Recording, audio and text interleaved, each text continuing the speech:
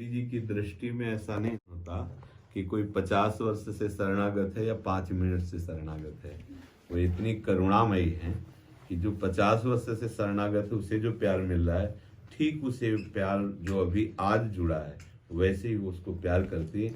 पर यह है कि जो 50 वर्ष से है वो श्री जी के प्यार को समझ गया जाएगा, और जो अभी जुड़ा है वो श्री जी जो प्यार कर रही है वो समझ नहीं पाएगा। उसको समय लगेगा धीरे से समझने में, क्योंकि शरणागति जैसे जैसे उतरेगी वैसे वो समझ। पर हमारे आराध्य देव इतने कृपालु हैं कि वो वैसे ही बरसते हैं।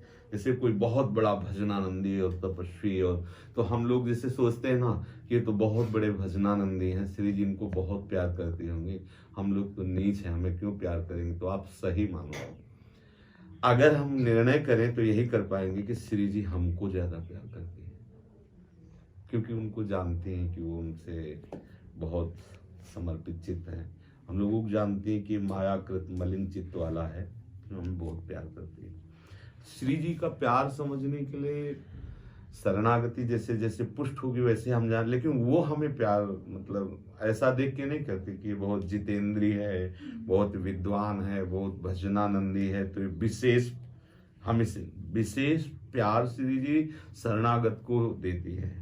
जो अभी हुआ है, जो शरणागति के एक भी लक्षण नहीं है, जो शरणागति में एकदम कच्चा है, उसको विशेष प्यार मिलता है। पर वो समझ नहीं पाता, उसको अनुभव नहीं होने के कारण वो थोड़ा मतलब कि शायद उनको अधिक प्यार करती होंगे। लेकिन अगर जिस दिन अनुभव होगा उस दिन यही बात हृदय से निकलेगी कि लाडली, ऐसा स्वभाव न कहीं देखा है न कहीं सुना है, आप जैसा कृपालु।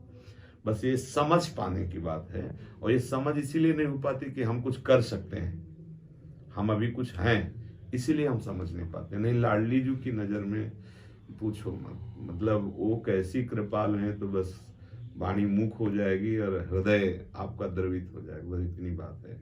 श्री जी के लिए ना कोई कच्चा है ना कोई बच्चा है, केवल कह दिया कि मैं आपका हूँ।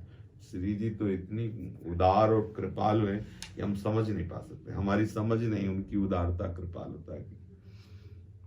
तिहारे आगले पाछले अपराध हरिवंश खेवी, ये मतलब चरम सीमा है कृपालुता। आगले स्पष्ट शब्दों में कह दिया, तिहारे आगले पाछले अपराध हरिवंश, हम उसके जिम्मेवार हैं। अभी बात कहाँ हमारे बैठती है? अगर ये बात बैठ जाए कि इतने कृपालु गुरुदेव हैं, कह रहे प्राय कहा जाता है कि जो करोगे वही भोगना पड़ेगा। नहीं, आचार्य क्या तिहारे आगले पास, क्यों? क्योंकि विठल दास जी के लिए पत्र लिखा ना, वो समर्पित चित्त है। अगर इस मुख में अन्न का कवल जाएगा तो गुरुदेव की जूठन, अगर नेत्र देखेंगे तो गुरुदेव को दूसरे को नहीं। ऐसी निष्ठा थी विठल दास जी की। मतलब महाप्रभु की छवि उन्हीं से प्रारंभ हुई बनी। तब तक छवि का महाप्रभु के सामने ही चित्रांकित करके महाप्रभु ने ही दिया था कि मेरा ही स्वरूप है। और रोज जूठन जाती थी उनके लिए, घोड़े से ऐसी व्यवस्था घुड़सवारों द्वारा की गई थी, रोज उच्छिष्ट जाता था। तो अपने लोग भी उन्हीं का उच्छिष्ट पाते जो अपने श्री विग्रह छवि रूप में या नाम रूप में विराजमान सेवा है, हम उनकी जूठन खाएं, उनको देख कर जिए, उनके आश्रित रहें। कृपा तो उसी दिन से शुरू हो गई थी जिस दिन से हमने कहा लाडली मैं आप हूं। अब ये रुकने वाली कृपा नहीं है। जैसे किसी किसी को ऐसा लगता है कि पहले साधन होता था अब साधन नहीं हो रहा, तो ये तो तुम्हारी सोच है। कृपा रुकने वाली नहीं है। कृपा वो धारा नहीं है कि तुम्हारे किसी गुण के द्वारा प्रवाहित होगी या किसी अवगुण के द्वारा रुक जाएगी, वो तो डुबो ही देगी। कृपा एक बाढ़ समझो, ज्यों सरिता सावन जल उमगत सन्मुख सिंधु सिधारे, कौन रोक सकता है? सब बांध तोड़ करके। तो हमारी जितनी जितनी मनोविकार के बांध हैं जो प्रियाजू की कृपा का अवगाहन नहीं करने देते, वो कृपा ही बहा देगी। ऐसा प्रवाह आएगा कि सब खत्म हो जाएगा। देख लेना, बस देखने के लिए तुम तैयार रहो कि अब तो हम देखते हैं कि क्या होता है, क्योंकि हम लाडली को समर्पित हो गए। तो जैसे एक पारस मणि लोहे को सोना बना देती है, ऐसे श्री जी की शरणागति श्री जी के सानिध्य को प्रदान करा देती है। किशोरी महात्मानम किन्हीं सुकुमारी मुकले, किशोरी स्वरूप होकर वो किशोरी के समीप पहुंच जाता है, केवल किशोरी कृपा से। बड़े बड़े सिद्ध रसिकों ने, श्री ध्रुवदास जी जैसे महापुरुष यही कह रहे हैं कि एक किशोरी कृपा ते जो को छोड़ सो, सवयंग गुणहीन हो ताको यतन न कोई, एक किशोरी का। वो मतलब कृपा का परिचय थोड़ा पाना कठिन होता है, क्योंकि अहंकारी अपने लोग हैं ना, तो लगता है कि जो हमें प्यार दुलार मिल रहा है, मेरे में कुछ गुण हैं, मैं कुछ हूँ इसलिए।